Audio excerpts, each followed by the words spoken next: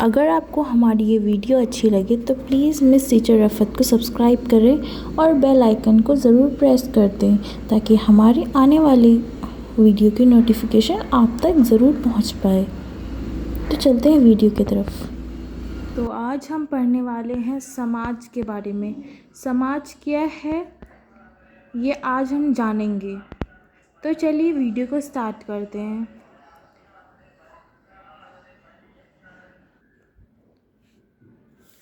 तो चलिए, समाज एक व्यक्तियों का जनसमूह है। अगर आपसे कोई ये सवाल अगर एग्ज़ाम में पूछ दे कि समाज से आप क्या समझते हैं, व्यक्ति और समाज के अंत संबंधों के विवेचित करें। समाज एक व्यक्तियों का जनसमूह है। यहाँ अलग अलग तरह के लोग रहते हैं। केवल लोग का रहना ही समाज नहीं, बल्कि लोगों का पारस्परिक संबंध होना और मैत्रीपूर्ण रहना समाज है। जहाँ पे बहुत सारे लोग रहते हैं, व्यक्ति का एक जन समूह होता है जहाँ पे अलग अलग तरह के लोग रहते हैं। सिर्फ लोगों का रहना ही समाज नहीं कहलाता है। लोगों में पारस्परिक संबंध होना चाहिए, उसमें मित्रता होना चाहिए, तभी जाके समाज का निर्माण होता है, तभी समाज बनता है। मैकाइवर और पेज के अनुसार समाज एक ऐसा जगह है जहां हम रहने सहने का तरीका और प्रेम भाव के साथ रहने सीखते हैं। अगर किसी बच्चे को समाज से दूर कर दिया जाए तो उसकी मानसिकता समान होती। इसी चीज़ों को देखने के लिए कुछ उदाहरण है। तो मतलब मैकाइवर और पेज के अनुसार समाज एक ऐसा जगह है जहां हम रहने सहने का तरीका सीखते हैं, प्रेम भाव के साथ रहना सीखते हैं। किसी बच्चे को अगर समाज से दूर कर दिया जाए तो उसकी मानसिकता समान होती। इस चीज़ को देखने के लिए हम कुछ उदाहरण लिखते हैं। यासी नौसर को किसी कारणवश बचपन से लेकर 17 वर्ष तक न्यूरेमबर्ग के जंगल में रहे। वहाँ किसी व्यक्ति का या समाज का कोई नामो निशान नहीं था, जिसकी वजह से उनका मानसिक संतुलन एक छोटे बच्चे जैसा था। मतलब यासी नौसर एक इंसान था जो समाज में नहीं रह सके, तो उन्हें समाज की बातों का ज्ञान नहीं हुआ, तो उनका मानसिक संतुलन एक छोटे बच्चे जैसा हो गया और वह बड़ी मुश्किलों से ही चल फिर पाते थे।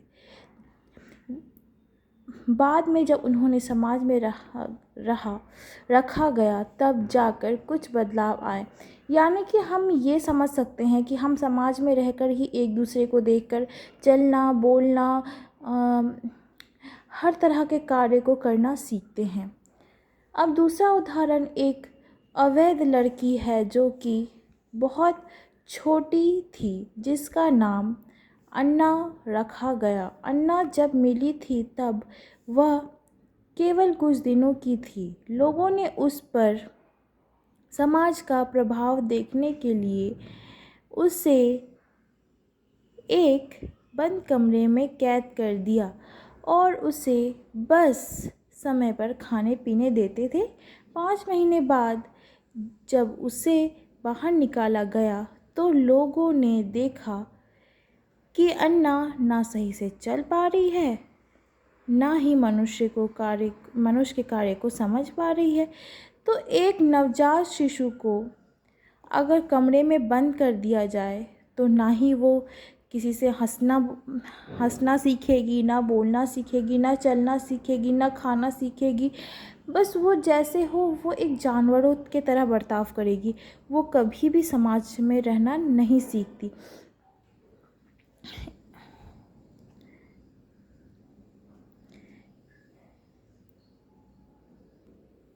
इसी से देखा जाता है कि अगर कोई बच्चा समाज के किसी कारणवश अलग हो जाता है तो उसमें मनुष्य के कोई भी गुण नहीं आते।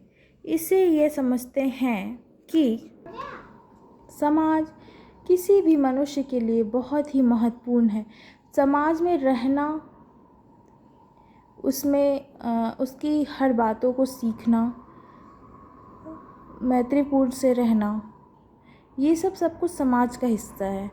हम समाज में रहकर ही एक अच्छे इंसान बन सकते हैं। और तीसरा उदाहरण ये है कि सन 1928 में 10 वर्ष का एक बालक और बालिका लोमड़ी के गुफे में पाए गए थे। जब उन्हें बाहर निकाला गया तो उसमें से एक बच्चा मर चुका था। दूसरी बालिका थी तो वो लोमड़ी की भांति गुर्रा रही थी और लोमड़ी जैसी चल रही थी। ना तो इंसान की तरह बोलना आता था, ना ही इंसानों की जैसा बर्ताव करना आता था। बाद में समाज में लंबे समय रहने के बाद वह कुछ हद तक ही सीख पाई थी, पर पूरी तरह से नहीं सीख पाई। तो हम इससे क्या समझते हैं? समाज में रहना बहुत ही आवश्यक है। जैसे कि 1928 में एक बालक एक बालिका पाई गई थी गुफे में, उसको बाहर निकाला गया तो वो लोमड़ी को देखकर लोमड़ी की भांति ही चलती थी, लोमड़ी जैसे ही खाती थी, लोमड़ी जैसे ही पीती थी, क्योंकि उसे समाज का कोई ज्ञान ही नहीं था। उसने समाज के किसी भी व्यक्ति को, किसी भी इंसान को उसने देखा नहीं था कि व्यक्ति कैसे चलते हैं, व्यक्ति कैसे खाते हैं, कैसे पीते हैं। उसने उस जानवर को, उस लोमड़ी को देखा तो वो उसकी भांति गुर्रा रही थी, उसके जैसे चल रही थी। उसको ना ही बोलना आता था, ना ही इंसानों जैसे चलना आता था। इससे हमें ये समझ आता है कि ना ही समाज को छोड़कर रह सकते हैं और ना ही समाज व्यक्ति को छोड़कर। दोनों परस्पर एक दूसरे के लिए बने हैं। मैकाइवर ने यह देखते हुए कहा कि परस्पर समाज व्यक्ति दोनों एक दूसरे के लिए बने हैं, इन्हें कोई अलग नहीं कर सकता। अब हम आपको बताएंगे समाज की अवधारणा। समाज रीतियों, कार्यविधियों, अधिकारों व पारस्परिक सहायता, उनके समूह तथा उनके विभाजनों, व्यवहारों को नियंत्रण तथा स्वतंत्रताओं की व्यवस्था है। समाज सामाजिक संबंधों का जाल है और हमेशा परिवर्तित होता है। जो संबंध है उसी के द्वारा, जिसके द्वारा संबंधी एक दूसरे से बंधे रहते हैं। समाज का ही विज्ञान है तथा समाज की वास्तविक अध्ययन वस्तु समाज की व्यवस्था है। मैकाइवर और पेज ने अपने परिभाषा में समझा है कि मुख्य 7 आधारों या तत्वों पर प्रकाश डाला है।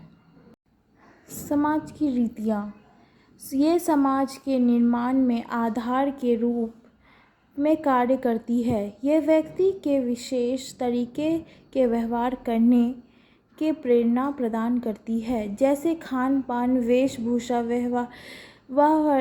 विवाह रीति आदि। कार्यप्रणाली, प्रोसीड्यूर्स। कार्यप्रणाली से तात्पर्य व्यवहार की नियमों अथवा विभिन्न संस्थाओं से है। कार्यप्रणाली के स्वरूप को संस्था कहते हैं। इन कार्यप्रणाली के होने से सामाजिक संगठन पर सुव्यवस्था बनी रहती है। अधिकार। अब हम पढ़ेंगे अधिकार। सामाजिक संबंधों में व्यवस्थित रखने के लिए प्रत्येक समाज में अधिकार की व्यवस्था होती है।